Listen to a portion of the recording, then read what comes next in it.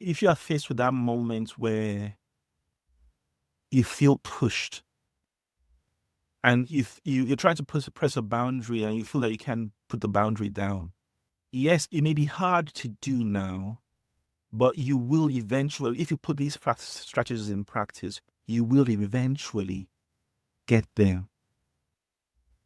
Um, you may have already found that in some situations you are able to actually hold your boundaries.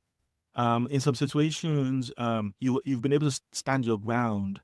Um, all we're just saying from today is if you can embed these techniques in a repeated way, practice until it becomes natural, you too will start to notice yourself just being more able to hold your boundaries easily. Now, remember, like we said before, we've covered things like being able to deal with the guilt part of it, being able to deal with the self blame, self criticism, all the other things. We've covered that over the last 3 sessions because that's all the internal work that has to happen.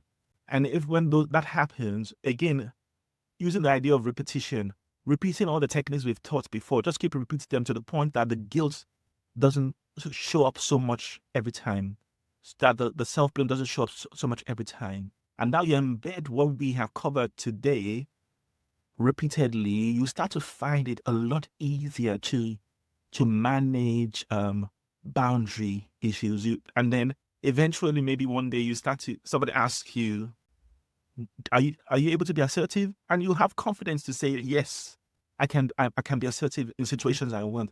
And if you notice what I said there, it's in situations I want. In other words, I can be assertive by choice, not be assertive because they pushed me into a corner and then I became that dragon anymore. So this is the hope I'm having for you, or wish I'm having for you. And because I've seen